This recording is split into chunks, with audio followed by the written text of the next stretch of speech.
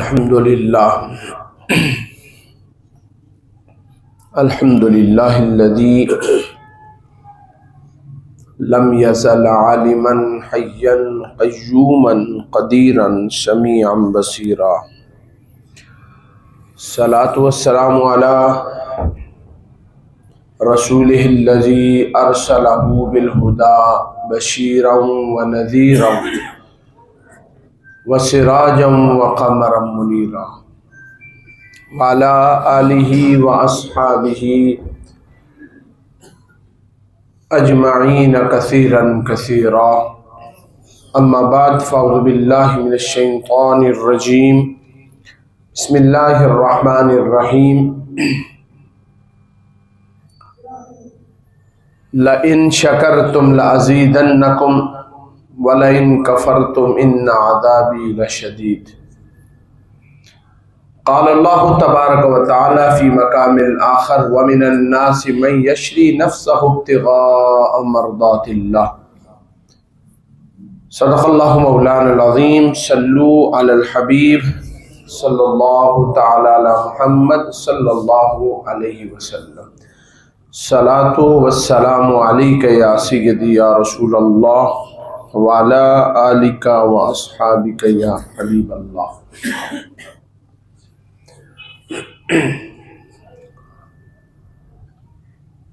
خدا کی رضا چاہتے ہیں دو عالم، خدا چاہتا ہے رضائے محمد صلی اللہ علیہ وسلم۔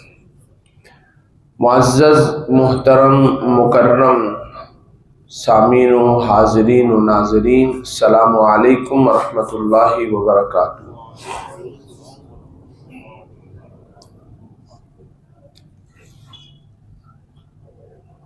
اس کائنات میں بحیثیت انسان ہونے کے لیے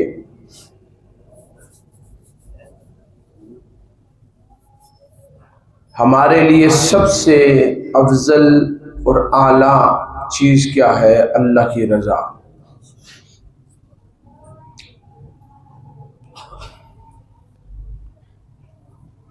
کوئی بندہ نماز پڑھے، آپ اس سے پوچھیں کس لیے پڑھ رہے ہو تو کہے گا رب راضی ہو۔ کوئی بندہ زکوٰۃ دے رہا تو آپ اس سے پوچھیں زکوٰۃ کیوں دے رہے ہو، وہ کہے گا اللہ کی رضا کے لیے۔ تہجد، صوم و صلاۃ، زکوٰۃ و خیرات، اعمال صالحہ، اولاد کی تربیت، ماں باپ کا ادب و احترام، استاد کا ادب و احترام، آپس میں محبتیں، شفقتیں، رحمتیں، ہر ایک کا دار و مدار اللہ کی رضا پہ۔ اور اگر یہی مقصود بن جائے تو ہر عمل مقبول ہے، اور اگر یہ مقصود نہ ہو، نام بری ہو کہ میرا نام بن جائے گا، لوگ کہیں گے یہ حاجی ہے، یہ نمازی ہے، یہ قاضی ہے، یہ معاشرے میں بڑا نیک ہے، تو پھر اللہ کی بارگاہ میں اس کا کوئی مقام نہیں ہے۔ دنیا میں اللہ اسے دے دے گا جو کچھ وہ چاہتا ہے، نام بھی دے دے گا، شہرت بھی دے دے گا، عزت بھی دے دے گا، مرتبہ بھی دے دے گا۔ اخروی زندگی میں اس عمل پہ اللہ اسے کوئی اجر عطا نہیں فرمائے گا۔ تمہارا اور میرا ہر عمل اللہ کی رضا کے لیے ہونا چاہیے۔ قرآن مجید فرقان حمید کی آیت کا جز سورہ البقرہ کے اندر وَمِنَ النَّاسِ مَن يَشْرِي نَفْسَهُ ابْتِغَاءَ مَرْضَاتِ اللَّهِ، اور لوگوں میں سے کچھ وہ ہیں کہ جنہوں نے اپنی جانوں کا سودا کر دیا، اپنی جانوں کو بیچ دیا۔ کیوں؟ اللہ کی رضا کے لیے۔ ان کا اٹھنا بھی اللہ کے لیے ہوتا ہے، ان کا سونا بھی رب کے لیے ہوتا ہے، ان کی نمازیں بھی اللہ کے لیے، ان کے اچھے تعلقات بھی اللہ کے لیے، ان کی اولاد کی تربیت کا منہج بھی رب کی رضا کے لیے۔ تو جو ایسے اعمال کرتا ہے تو اللہ فرماتا ہے وَمِنَ النَّاسِ مَن يَشْرِي نَفْسَهُ ابْتِغَاءَ مَرْضَاتِ اللَّهِ۔ ہمارے بندوں میں سے کچھ بندے وہ ہیں جنہوں نے اپنی جان، اپنا آپ اللہ کی رضا کے لیے فروخت کر دیا، بیچ دیا۔ واللہ رؤوف بالعباد، اور اللہ اپنے بندوں پر بڑا مہربان ہے۔ اور دوسرے مقام پر فرمایا لئن شکرتم لازیدنکم، اگر تم صبر بھی کرو اور شکر بھی کرو تو میں تمہیں مزید دوں گا، وَلَئِن كَفَرْتُمْ إِنَّ عَذَابِي لَشَدِيدٌ، اور اگر ناشکری کرو، کفر کرو یا کفر بمعنی ناشکری، پھر اللہ کا عذاب بڑا سخت ہے، اس کی گرفت بڑی سخت ہے، اور جب وہ آتی ہے تو ایک لمحے کا بھی مہلت نہیں دیتی، تو کوئی جوان ہو، کوئی بوڑھا ہو، کوئی بچہ ہو، کوئی عورت ہو، کوئی کمزور ہو، ناتواں ہو، بے سہارا ہو، جب رب کی پکڑ آ جاتی ہے تو اللہ فرماتا ہے ان بطش ربک لشدید، اس کائنات میں تم نے پکڑ دیکھی کیا ہے، اصل پکڑ تو رب کی ہے۔ جب اس کی پکڑ آئی تو قوم ثمود اور قوم صالح جو پہاڑوں میں جنہوں نے گھروں کو تراشا تھا، اور ایسی قوم جو ظالم قوت والی، جب قریش مکہ نے حضور کی ناشکری کی تو اللہ نے فرمایا حبیبی نے کہو تم سے بڑی ظالم جابر زبردست قوت والی پہلے قومیں گزر چکی ہیں، جو قوت والے تھے وہ اشد منہم، زیادہ سختی والے تھے تم میں قوت کے لحاظ سے، لیکن جب رب کا عذاب آیا تو تنکے کی طرح اللہ نے انہیں اڑا کے رکھ دیا۔ کئیوں کی سزا تو یہ ملی کہ آسمان تک زمین کے ساتھ حضرت اسرائیل علیہ السلام، جبرائیل علیہ السلام انہیں اٹھا کر لے کر گئے اور پٹخ دیا، واپس تنکے کی طرح انہیں اڑا دیا، ایک چیخ میں کانوں کے پردے پھٹ گئے، دل دہک گئے، کرچا کرچی ہو کر ریزہ ریزہ ہو کر بکھر گئے۔ تو ہر حال میں اللہ کی رضا چاہنی چاہیے۔ محبوب کائنات صلی اللہ علیہ وسلم نے ارشاد فرمایا قیامت جب قائم ہوگی، جنتی جنت میں چلے جائیں گے، جہنمی جہنم میں چلے جائیں گے، تو جنت میں اللہ سوال کرے گا لوگ اے بندو کیا مجھ سے راضی ہو، اپنے رب سے راضی ہو؟ تو عرض کریں گے مولا ہمارے اندر اتنی قوت اور پاور تو نہیں، تو نے تو ہماری اوقات سے بھی بڑھ کے ہمیں نوازا ہے، ہم تیری ہر ہر نعمت پر، ہر ہر عطا پہ راضی ہیں، تیرے شکر گزار ہیں۔ ہم اس قابل کہاں تھے؟ سب کچھ تیری رضا میں، تو کائنات کا جو عمل آپ کریں اس میں رب کی رضا ہو۔ ہمارے یہاں دیکھنے میں آیا ہے کہ ہم غمی میں خدا کو یاد کرتے ہیں، خوشی میں خدا کو یاد نہیں کرتے۔ غمی میں ہماری زبانوں پہ اللہ کے حمد و ثنا ہوتی ہے، خوف ہوتا ہے، ہم مردے کے لیے سارے ثواب آگے بھیجتے ہیں، اس کے لیے ختم پڑھاتے ہیں، جنازہ پڑھاتے ہیں، دعا خیر کرواتے ہیں، اس کے گھر میں شریک ہو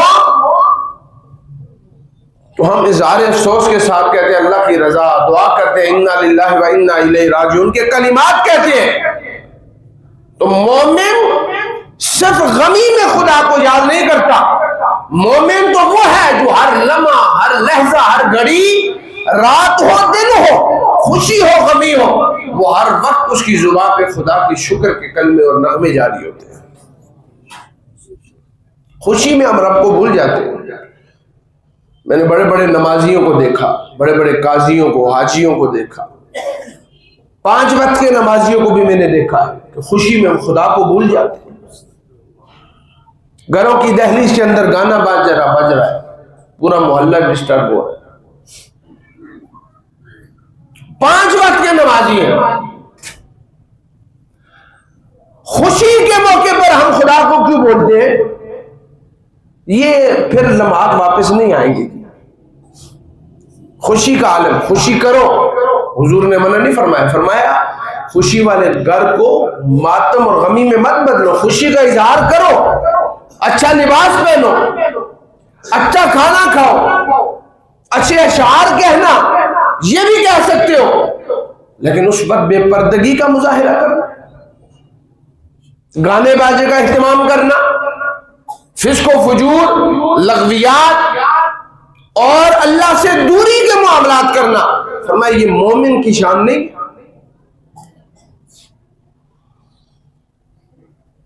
حضرت موسیٰ کلیم اللہ علیہ نبینا علیہ السلام نے اللہ کی بارگاہ میں عرض کی مولا مجھے وہ بندہ ملا جو تیرے عابدین میں، درجے ہیں، کوئی متقین میں ہے، کوئی عابدین میں ہے، کوئی زاہدین میں ہے، کوئی راضیین میں ہے، کوئی صدیقین میں ہے، کوئی شہداء میں ہے، کوئی صالحین میں ہے، کوئی مؤمنین میں ہے۔ تو وہ بندہ اس وقت دکھا جو عابدین میں شامل ہے، اور عابدین میں وہ ہوتا ہے جس کی دعا رد نہیں ہوتی، جو مانگتا ہے اللہ اسے عطا کرتا ہے۔ مجھے وہ بندہ ملا، فرمایا جبرائیل اسے لے کے جاؤ میرے بندے کے پاس۔ موسیٰ علیہ السلام کو حضرت جبرائیل لے کر گئے، تو ایک نابینا، آنکھیں نہیں ہیں، ہاتھ بھی نہیں اور پاؤں بھی نہیں ہے، چارپائی پہ اپاچ پڑا ہے۔ فرمایا یہ بندہ ہے، کہا یہ بندہ ہے؟ فرمایا اس سے خود پوچھے۔ اب آپ نے پوچھا، فرمایا اے بندے تیری آنکھیں نہیں ہیں تو خدا سے آنکھیں مانگ لے۔ اس کا جواب سنیے، اس نے کہا میں کیوں مانگوں، جس پہ میرا رب راضی میں اس پہ راضی۔ فرمایا کیا مطلب؟ فرمایا موسیٰ جب تک اس نے چاہا میری آنکھیں ٹھیک تھی، جب اس نے دیکھا کہ اب ان کا استعمال غلط ہوگا، اب یہ اس کے کام کاج کی نہیں، اس نے لے لی، میں اس کی رضا پہ راضی۔ جب تک اس نے ہاتھ دیے موسیٰ یہ اس کی رضا کے لیے اٹھے، جب اس نے دیکھا کہ ان ہاتھوں میں کوئی کمی ہے اس نے لے لیے۔ دینا بھی اس کی عطا ہے، لینا بھی اس کی عطا ہے، میں دینے پہ بھی راضی ہوں، لینے پہ بھی راضی ہوں۔ موسیٰ علیہ السلام سمجھ گئے کہ جو بندہ رب کی رضا میں جس حال میں راضی رہتا ہے، جو رب عطا کر دے، جو مل جائے الحمدللہ کہے، جو نہ ملے شکر الحمدللہ کہے، تو رب اس کے ساتھ ہے ہر لمحہ، ہر لحظہ، ہر گھڑی۔ یہ اللہ کی عطائیں، تو ہر حال میں اللہ کی رضا کو شامل یاد رکھے۔ دنیا کی لغزشوں میں، دنیا کے لہوات میں، دنیا کی رونقوں کے اندر دوسرے کو دیکھ کر اس کی تمنا کرنا یہ اللہ کی رضا کے خلاف ہے۔ جس حال میں رکھا ہے رب نے رکھا، ہر لمحہ ہر لحظہ اس کا شکر ادا کرنا چاہیے۔ حضرت شیخ سعدی شیرازی رحمت اللہ علیہ کسی سفر میں گزر رہے تھے، بڑا مشہور واقعہ، تو آپ کے پاؤں میں جوتے پھٹ گئے، تو شکوہ کیا یا اللہ میں تیری رضا کے لیے نکلا ہوں علم حاصل کرنے کے لیے اور میرے پاؤں میں جوتا نہیں ہے۔ تو دیکھا ایک آدمی گزرا جس کے پاؤں نہیں تھے، اٹھا کے لوگ لے کے جا رہے تھے، تو فوراً اللہ کا شکر ادا کیا، کہا مولا تیرا شکر ہے میرے پاؤں میں جوتا نہیں، لیکن تو نے پاؤں تو مجھے عطا کی ہوئے نا، جوتا تو مل جائے گا، پاؤں نہیں ملتے۔ جس حال میں سونا رب رکھے اس حال میں راضی رہے، رب کا شکر گزاری کرے، اللہ کے انعام و اکرام پہ صابر اور شاکر ہو جائے۔ یہ بہت بڑی بات ہوتی ہے۔ بخاری اور مسلم کی حدیث مشہور حدیث ہے، اور جو رب دے نا پھر یہ نہ کہے کہ میرا فن ہے، میرا کمال ہے، نہیں، جو کچھ مجھے دیا ہے میرے رب نے دیا ہے۔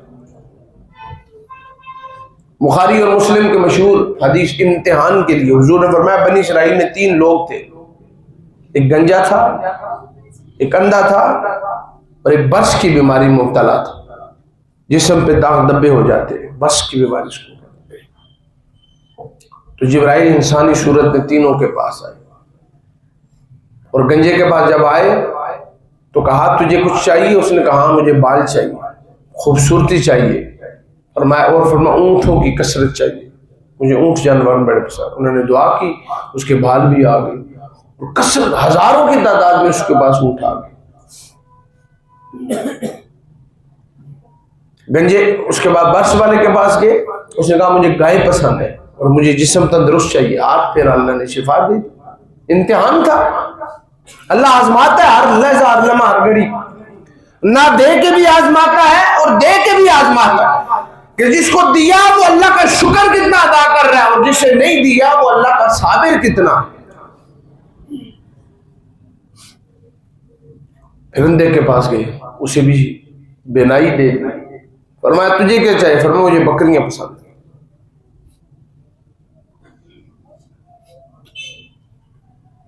کچھ عرصہ گزرا، پلٹ کے امتحان تھا، واپس پلٹ کے آئے اور آ کر برس والے کو کہا کہ میں غریب ہوں، مسافر ہوں، کھانے کے لیے کچھ نہیں ہے، مجھے کچھ دے دے. اس نے کہا بعد میں آنا. اس نے کہا دے دے یار، تو بھی تو کل اسی طرح تھا، تو تجھے اللہ نے اپنے فضل اور کرم سے دیا ہے. اس نے کہا نہیں نہیں، میرا اپنا ڈائریکٹ تھا، میں نے خود کمایا. حدیث کے لفظ شاکر نہیں ہوا، شامل برضا رضا الہی نہیں ہوا. تو جاتے ہوئے کہا کہ جس طرح تو پہلے تھا اللہ تجھے اسی طرح کر دے. سارا مال ضائع ہو گیا، پھر اسی بیماری میں مبتلا ہو گیا. دوسرے کے پاس گئے، گنجے کے پاس، اسی طرح مانگا، اس نے بھی انکار کر دیا. فرمایا اب تیسرے کے پاس جب پہنچے نا ابے کے پاس، فرمایا کہ مجھے دے. فرمایا جو بکری پسند ہے لے جا، جو پسند ہے لے جا. فرمایا تو بڑا سخی ہے، بڑا فراق ہے. فرمایا میں کہاں سخی ہوں، میرا تو کچھ نہیں ہے، مالک نے عطا کیا، اور تو اسی کے لیے مانگ رہا ہے، اور جو اس نے مجھے سب کچھ دیا ہے تو میں کیسے کہوں یہ والی لے جا، جو تیرا دل چاہتا ہے لے جا. سارا ریور لے کے جانا چاہتا ہے لے جا، دیا بھی اسی کا ہے، لیا بھی اسی کا. تو کہتے اس نے دعا دی. فرمایا جب تک تیری آخری سانس نہ آئے نا، اللہ تجھے اس میں مزید برکتیں دیتا ہے. تو شامل برضا الہی یہ بڑا مشکل کام ہے. اللہ کی رضا میں راضی رہنا، شاکر رہنا، صابر رہنا. حضور نبی کریم صلی اللہ علیہ وسلم کے ایک صحابی، سیاہ ستہ کی حدیث ہے، جو بیمار تھے اور اپاہج تھے، چارپائی پر تھے سخت، اور جس کے لیے بھی دعا کرتے تھے اللہ اسے شفا دے دیتا، جس کے لیے. تو ایک صحابی آپ کے در پہ آئے اور آ کر کہا آپ جس کے لیے دعا کرتے ہیں اللہ اسے شفا دیتا ہے، تو اپنے لیے کی دعا نہیں کرتے؟ حضور کے صحابی تھے رضی اللہ عنہم ورضوا عن، رب ان سے راضی، یہ رب سے راضی. رب کی رضا ملنا کو آسان ہے؟ کوئی راستے میں پڑی ہوئی چیز ہے؟ نہیں. فرمایا پھر وجہ کیا ہے؟ آپ اپنے لیے بخشش، اپنے لیے صحت کی دعا نہیں مانگتے. فرمایا انہیں جلدی ہے اور میں صابر ہوں اس بات پہ جس پہ رب مجھے رکھے. اس نے بیمار رکھا ہوا ہے، میں راضی ہوں. میں کیوں صحت مانگوں، میں کیوں تندرستی مانگوں؟ یہ معاملات بڑے مشکل ہوتے ہیں. جس حال میں رب رکھے اس حال میں راضی رہنا، اللہ کا شکر گزار بندہ بننا. اور حضرت جناب عیسیٰ علیہ نبینا علیہ السلام کو گزر 3 گروہوں سے ہوا. تینوں اللہ کے ذات تھے، اللہ کی ذکر کرتے تھے. پہلے گروہ سے جب گزر ہوا نا تو عیسیٰ علیہ السلام نے پوچھا تم ذکر کر رہے ہو کس لیے کر رہے ہو؟ فرمایا جہنم کے خوف کی وجہ سے. فرمایا تم بھی ٹھیک ہو. آگے گزر گئے. دوسرا گروہ اللہ کا ذکر کر رہا تھا، عیسیٰ علیہ السلام. فرمایا تم کیوں اللہ کا ذکر کر رہے ہو؟ تو کہنے لگے ہم اس لیے ذکر کر رہے ہیں کہ ہمیں جنت کی طلب ہے. فرمایا تم بھی درست ہو. آگے گئے تو ایک اور گروہ سے ملاقات ہوئی، وہ بھی اللہ کا ذکر کر رہا تھا. فرمایا تم اللہ کا ذکر کر رہے ہو کس لیے؟ فرمایا ہم رب کی رضا اور اس کی خوشنودی کے لیے کر رہے ہیں. تو آپ نے فرمایا تم سب سے اعلیٰ ہو، تم سب سے اعلیٰ ہو. اب جہنم سے خوف، یہ تو مخلوق. کسی نے پوچھا نا عیسیٰ علیہ السلام سے یہ کیا سبب ہے؟ پہلے دونوں بھی اعلیٰ اچھے تھے، یہ سب سے اچھے کیوں؟ فرمایا جہنم خالق نہیں مخلوق ہے، اور ڈرنا چاہیے. جنت بھی خالق نہیں مخلوق ہے، اس کی بھی طلب ہونی چاہیے.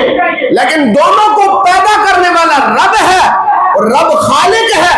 یہ نہ جہنم سے یہ ڈر تو رہے ہیں، جنت کی طلب ہے، لیکن یہ رب کی رضا کے لیے کر رہے ہیں. اور جسے رب مل گیا اسے جنت بھی مل جاتی ہے، جہنم سے آزادی بھی مل جاتی ہے.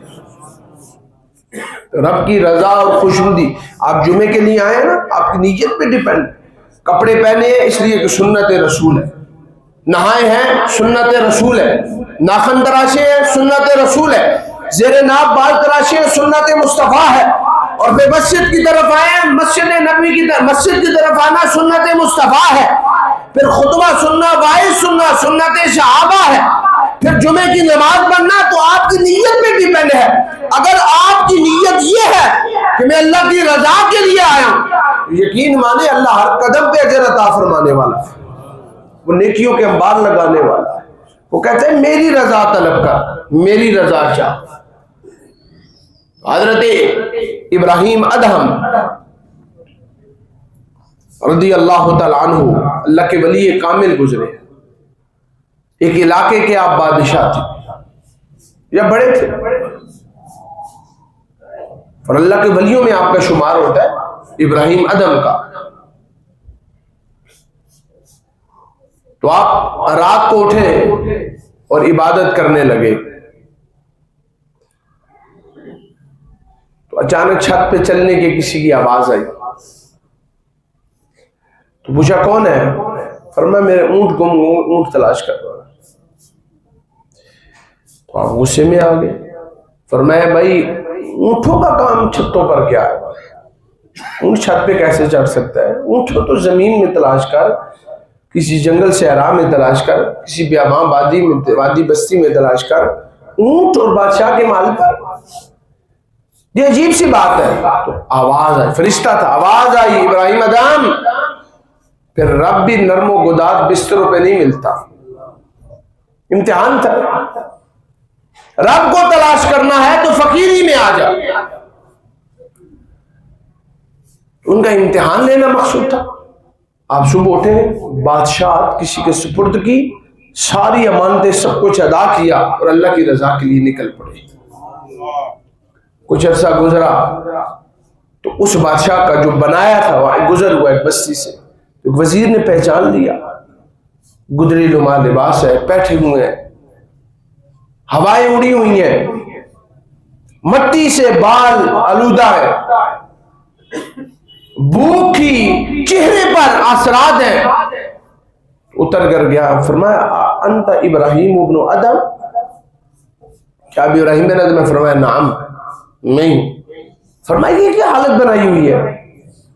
وہ شاہانہ زندگی، وہ شاہانہ لباس، وہ شاہانہ کھانے، اور یہ فرمایا وہ بھی اچھا تھا لیکن یہ اس سے کئی گنا اچھا۔ فرمایا میں سمجھا نہیں۔ فرمایا پہلے میرا حکم تمہارے گردنوں پہ زبردستی چلتا تھا، اب تو میں اللہ کا اتنا راضی شدہ ہو گیا ہوں، جسے حکم دیتا ہوں میری اطاعت اور فرما برداری کرتے ہیں۔ فرمایا وہ کیسے؟ تو کہتے ہیں آپ کے ہاتھ میں سوئی تھی یا کوئی چیز تھی، آپ نے وہ نہر یا سمندر یا دریا جو بھی چیز تھی اس میں پھینکی۔ فرمایا تو مچھلیوں کو کیا ہے وہ تیری چیز تجھے لا کر دے؟ تو فرمایا یہ کیسے ممکن ہے؟ وہ تو ہماری بولی نہیں سمجھتی، وہ ہماری جنس سے نہیں ہے، انہیں ہماری آواز کیسے آئے گی؟ فرمایا میں بلاتا ہوں، دیکھ کیسے آتی ہے۔ فرمایا مچھلیوں میری سوئی لاؤ۔ کہتے ہیں جتنی مچھلیاں تھی ساری سونے اور چاندی کی سوئیاں لے کے باہر آ گئی۔ فرمایا مجھے وہ چاہیے جو میری ہے۔ آپ کی سوئی جب لائے گی، آپ نے نگاہیں اٹھائی اور وزیر کو کہا دیکھ، جو بندہ رب کی رضا میں راضی رہتا ہے، جس حال میں سونا رکھے اس حال میں راضی رہتا، پھر اللہ انسان تو کیا ہر جانور، ہر مخلوق کے دل میں اس کی محبت، اس کی چاہت، اس کی مودت کو پیدا کر دیتا ہے۔ پھر وہ جن رستوں سے گزرتا ہے وہ رستے بھی اس کی عبادت اور یعنی اس کی کیا کرتے ہیں؟ فرما برداری کرتے ہیں، اس کا ادب کرتے ہیں۔ فرمایا دیکھ انہوں نے میری زبان بھی سیکھ لی، میری بولی بھی سمجھنے لگی اور میری چیز میں مجھے لا کر دی ہے۔ بتا رب کی رضا وہاں زیادہ ہے یا رب کی رضا یہاں زیادہ ہے؟ اپنی اس کا مطلب یہ نہیں ہے کہ بندہ میری کو ترک کر دے۔ ہاں حضور نے فرمایا وہ مالدار سب سے پہلے جنت میں جائے گا، وہ مالدار سب سے پہلے جنت میں جائے گا جس کا کمایا بھی حلال، جس کا دیا بھی حلال، اور جو ایک ایک لقمہ اللہ کی رضا کے لیے حاصل کرے، اللہ کی رضا خوشنودی کے لیے خرچ کرے، اولاد کی تربیت کا منہج خدا کی رضا پہ رکھے۔ فرمایا وہ جنت میں سب سے پہلے جانے والوں میں سے ہو جائے گا۔ اب دیکھ لیں وہ لوگ جن کا کمایا حرام، جن کا کھایا حرام، جن کا پہنا حرام، جن کا بنایا حرام، جن کا اوڑھنا حرام، جن کا بچھونا حرام، وہ تصور اس خوش فہمی میں مت رہے کہ اللہ بخش دے گا، اللہ معاف کر دے گا، تصور بھی نہیں ہے۔ امام الانبیاء صلی اللہ علیہ وآلہ وسلم نے فرمایا اللہ کی رضا میں راضی رہنا یہ بڑا مشکل کام ہے. الحب للہ والبغض للہ. میں نے اولاً ابتداً چند جملے آپ کے سامنے کہے تھے. کیا کہ ہمیں خوشی میں رب یاد نہیں رہتا, غمی میں خدا یاد رہتا. یہ بڑی مشکل کیفیت ہوتی ہے. آپ نے دیکھا ہے نا, میں نے کہا کہیں حاجی, قاضی, نمازی ماشاءاللہ چہرہ سنت مصطفیٰ سے سجا ہوا ہے, لباس سنت مصطفیٰ کے مطابق, بچے کی شادی آتی ہے, گھر میں ڈھول بج رہا, بے پردہ عورتیں گھوم رہی ہیں, شادی حالوں میں چلے جائیں خلاف شریعت. خیر یار, چند لمحے کے لیے تھوڑی سی لمحہ خوشی ہے بیٹے کے, پھر بیٹی کی خوشی کب آئے گی؟ جب بنیاد اللہ اور اس کے رسول کی نافرمانی کے خلاف ہو, اگینسٹ ہو. بتا, حضرت بابا فرید رحمت اللہ علیہ کی ماں کے پاس محلے کی عورتیں آئیں اور آ کر کہا اماں جی قرآن تو ہم بھی پڑھتی ہیں, بیٹے تو ہمارے بھی ہیں, لیکن جہاں سے گزرو فرید فرید ہو رہی ہے. بابا فرید کوٹ مٹھن والے, ایک پاک پتن شریف والے کوٹ مٹھن والے, سرائے کی جن کی زبان تھی. تو آپ نے پوچھا ان سے کہ بتائیے کہ آپ کے بیٹے کو یہ کمال کیسے ملا؟ فرمایا کمال اس میں بھی ہے لیکن اصل میری تربیت کا منہج ہے. فرمایا وہ کیا؟ فرمایا آج تک میں نے لقمہ حرام نہیں کھایا, ایک, اور آج تک بغیر بسم اللہ اور اپنی پہ نبی پہ درود پڑے بغیر میں نے فرید کو کبھی دودھ نہیں پلایا. اور نمبر 3, آج تک میں نے وہ کام نہیں کیا جس میں رب ناراض ہو. میں اٹھتی ہوں تو رب کی رضا کے لیے, بیٹھتی ہوں تو رب کی رضا کے لیے. جب مائیں ایسی ہو تو پھر بیٹا بھی بابا فرید جیسا عطا فرماتا ہے. تو منہج ایسا ہونا چاہیے. تو خوشیوں میں ہمیں اللہ بھول جاتا ہے, نبی بھول جاتے ہیں, صحابہ بھول جاتے ہیں, اعمال صالحہ بھول جاتے ہیں. کیوں بھولتے ہیں ہمیں؟ وہاں اللہ کہاں چلا جاتا ہے, وہاں خدا کے احکامات کہاں چلے جاتے ہیں, وہاں رسول اللہ کی تعلیمات کہاں چلی جاتی ہیں. پھر یہی ہوتا ہے آپس میں ناچاکیاں, لڑائیاں, جھگڑے. جب آپ بنیاد خلاف شرع معمول پہ رکھیں گے تو آپ یہ تصور مت کریں کہ بیٹا بابا فرید جیسا پیدا ہوگا, بیٹا کوئی نیک اور صالح پیدا ہوگا. نہیں, محبوب کائنات صلی اللہ علیہ وسلم نے فرمایا, صحابہ کو ایک دن جمع فرمایا میرے صحابہ بتاؤ تم مومن کس لیے ہوئے؟ فرمایا اللہ کی رضا کے لیے. فرمایا اس میں تو بڑی مشکلات ہیں, اس میں تو بڑی سختیاں ہیں. اللہ کی رضا میں راضی رہنے میں تو بڑی سختیاں ہیں. جو اللہ کے جتنا قریب ہوتا ہے وہ اتنا امتحان میں زیادہ ہوتا ہے. پھر مصیبتیں آتی ہیں, پھر پریشانیاں آتی ہیں, پھر غم و اندو آتے ہیں. قرآن کی آیت آپ نے پڑھی وَلَنَبْلُوَنَّكُمْ بِشَيْءٍ مِّنَ الْخَوْفِ, ہم ضرور تمہیں آزمائیں گے خوف سے, والجوع بھوک سے, وَنَقْصٍ مِّنَ الْأَمْوَالِ مالوں کے اندر کمی کر کے, وَالْأَنفُسِ تمہاری جانیں لے کر, وَالثَّمَرَاتِ مال و متاع لے کے. 5 چیزوں کو اللہ نے بیان فرمایا. ہمارے بیٹا مار دے گا, باپ مار دے گا, اولاد مار دے گا, ماں باپ زندہ ہوئے اولاد ساری مر جائے گی, بہن بھائیوں کو مار کے, مال کے اندر کمی کر کے. اسی طرح اللہ نے فرمایا پھلوں کے اندر کمی کر کے ہم تمہیں آزمائیں گے. لیکن وبشر الصابرین, جس نے صابر کا دامن پکڑ لیا اللہ فرماتا ہے مجھ سے خود خوشخبری کا مجھے عطا فرماتا. ہر حال میں, جس حال میں اللہ رکھے نا. فقہا فرماتے ہیں دنیا میں اپنے سے نیچے دیکھ اور دین میں اپنے سے اوپر دیکھ. لیکن اب دنیا الٹ ہو گئی ہے. اب بچہ اگر داڑھی رکھ لے تو باپ کہتا ہے ابھی تیری عمر ہے داڑھی رکھنے کی. ہزاروں مثالیں میں آپ کو بیان کر سکتا ہوں, میرے اپنے خاندان کی. داڑھی چہرے پر نہیں سجانے دیتے ہیں. اور کوئی اگر داڑھی بڑھا لے تو کہتا ہے مجھے خارش آتی ہے, میری گردن کو لگتی ہے, مجھے فلاں ہوتا ہے. ہو ہی نہیں سکتا. چہرے پہ سنت مصطفیٰ اور اذیت دینے.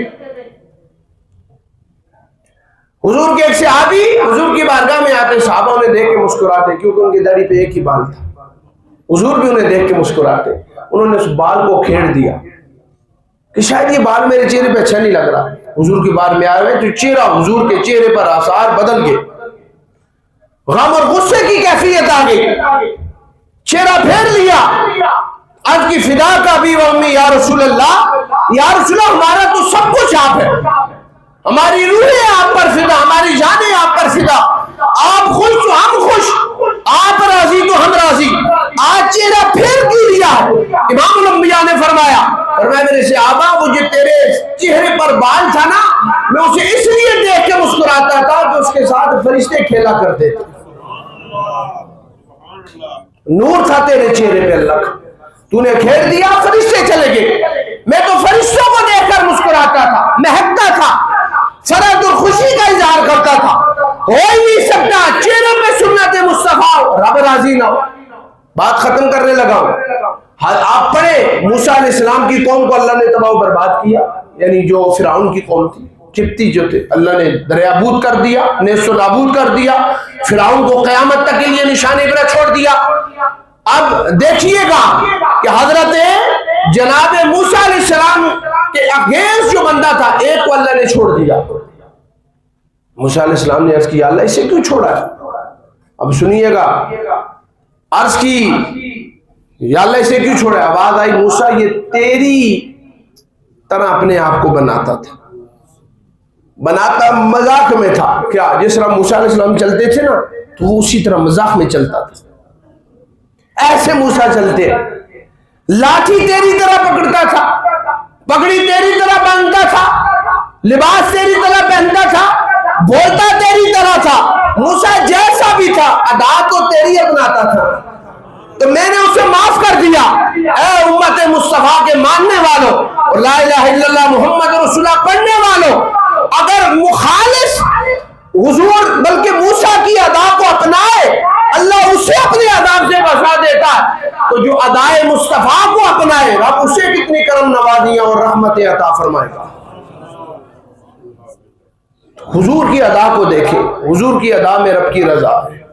داڑھی سجائیں چہرے پر کہ سنت مصطفیٰ ہے, نماز پڑھیں کہ حضور کی دل کی ٹھنڈک ہے. میں اکثر یہ جملہ کہہ کے بات ختم کرنے لگا ہوں.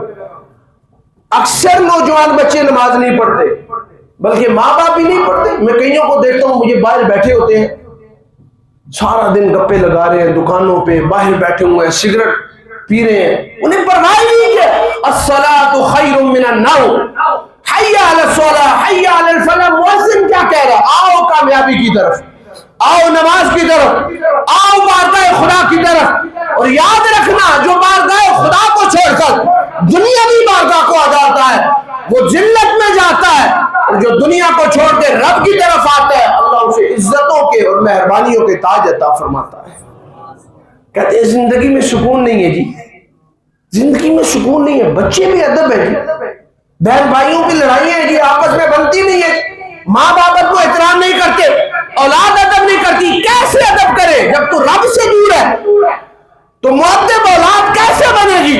امام حسین سے کسی نے پوچھا حسین اتنا ادب کہاں سے آیا, اتنی عبادت, اتنا زہد و گداز, اتنا صبر شکر کیسے آیا؟ فرمایا ہماری ماں فاطمہ کی وجہ سے. فرمایا وہ کیسے؟ فرمایا وہ ہمیں اٹھاتی تھی تو اللہ کا قرآن پڑھتی تھی, جگاتی تھی سلاتی تھی تو اللہ کا قرآن پڑھتی تھی. اور ایسے بھی ہوتا تھا ایک ہاتھ سے میری ماں فاطمہ تو زہرا ساری کائنات کی ماں کی عزت ان کی عزت پہ قربان. فرمایا حضرت سیدہ طیبہ طاہرہ عابدہ زاہدہ زکیہ مفسرہ محدثہ عالمہ فاضلہ حضرت پرمردہ نگاہ مصطفیٰ سیدہ فاطمہ چکی چلا رہی ہوتی, میں رو رہا ہوتا تو میری ماں مجھے قرآن پڑھ کے بہلا رہی ہوتی, اور ایک ہاتھ سے اللہ کا جو ہے نا چکی چلا رہی ہوتی, ایک ہاتھ سے مجھے دلاسا دے رہی ہوتی, اور زبان پہ سورہ یاسین کی تلاوت جاری ہوتی. آپ ایسے بنے نا. اولاد کی تربیت کا منہج کہ اللہ کی رضا میں راضی رہے. اللہ ہم سب پر اپنی رحمتوں کا نزول فرمائے. وما توفیق الا باللہ رب العالمین. سنت ادا کر.